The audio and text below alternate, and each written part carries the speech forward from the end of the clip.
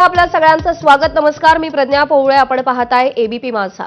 मुंबई महानगरपालिका निवडणुकीसाठी राष्ट्रवादी काँग्रेसकडून संपूर्ण जबाबदारी मंत्री नवाब मलिकांवर सोपवल्यानंतर आता मलिकांच्या घरातील तिघांना उमेदवारी दिल्याचं राष्ट्रवादीने उमेदवारी दिल्याचं समोर आलंय. यामध्ये नवाब मलिक यांचे बंधू सुद्धा आहेत, तसंच बहिणीचा सुद्धा समावेश आहे.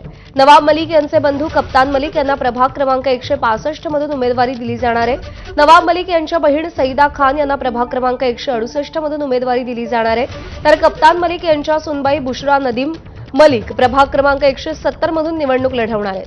कप्तान मलिक यांचा प्रभाग 168 होता, तो सध्या महिलांसाठी राखीव झालाय. त्यामुळे कप्तान मलिकांना 165 नंबर प्रभागातून लढण्याचा निर्णय घेतला गेलाय.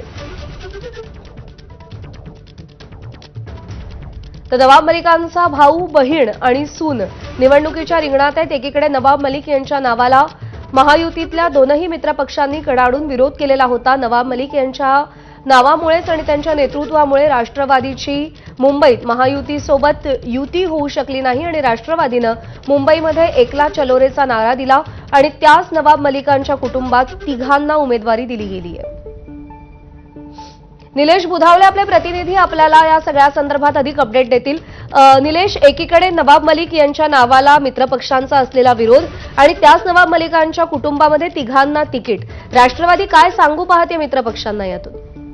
सध्या जवळपास राष्ट्रवादी काँग्रेस पक्ष स्वबळावर लढणार हे आता निश्चित झालेलं आहे आणि याची जर पहिली पायरी म्हणायला गेलं तर कप्तान नवाब मलिक यांच्याच कुटुंबातल्या 3 सदस्यांना आता राष्ट्रवादी काँग्रेस पक्षाने उमेदवारी दिल्याचं आपल्याला दिसतंय.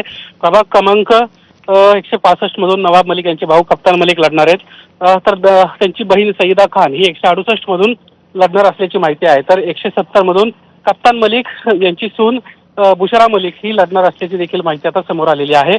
त्यामुळे एकाच कुटुंबातलं 3 जण निवडणुकीच्या रणांगणात आहेत. महायुतीकडून प्रचंड विरोध झाला मलिक कुटुंबाला, खास करून नवाब मलिक यांना.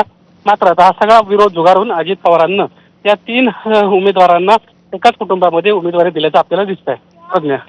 निलेश, धन्यवाद दिलेल्या या सगळ्या सविस्तर अपडेटसाठी. तर नवाब मलिक यांच्या कुटुंबातल्या तिघांना राष्ट्रवादीकडून उमेदवारी देण्यात आलेली आहे आणि त्यामुळे अनेकांच्या भुवया उंचावल्यात. कारण नवाब मलिक यांच्यासोबत युती संदर्भात, जागा वाटपासंदर्भात कोणत्याही वाटाघाटी करण्यास मित्रपक्षांनी स्पष्ट नकार दिलेला होता आणि नवाब मलिक यांचं नेतृत्व दूर करण्यास किंवा नवाब मलिकांना दूर करण्यास राष्ट्रवादीनं स्पष्टपणे नकार दिलेला होता आणि त्यामुळेच मुंबईमध्ये राष्ट्रवादी, शिवसेना आणि भाजपची युती होऊ शकली नाही आणि त्याच मुंबईमध्ये नवाब मलिकांच्या कुटुंबातल्या तिघांना उमेदवारी देण्यात आलेली आहे. मुंबईमध्ये राष्ट्रवादीकडून मलिक कुटुंबातल्या तिघांना उमेदवारी देण्यात आली आहे. मलिकांचा भाऊ, बहीण आणि सून हे निवडणुकीच्या रिंगणामध्ये आहेत. भाजपकडून कडाडून विरोध असताना सुद्धा राष्ट्रवादी मलिकांच्या नावावर त्यांच्या कुटुंबातल्या उमेदवारीवरती ठाम असल्याचीच चित्र सध्या मुंबईमध्ये पाहायला मिळत आहेत.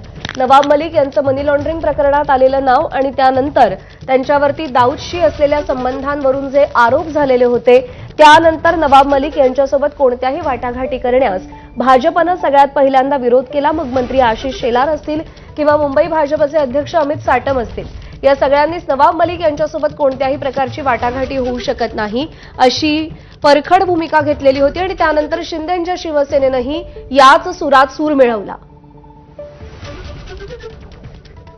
आणि यानंतर आपण थेट पुण्यामध्ये जाऊयात. बंडू आंदेकर अर्ज दाखल करून आता बाहेर आलेले आहेत. काही वेळापूर्वी तोंडावर काळं कापड लावून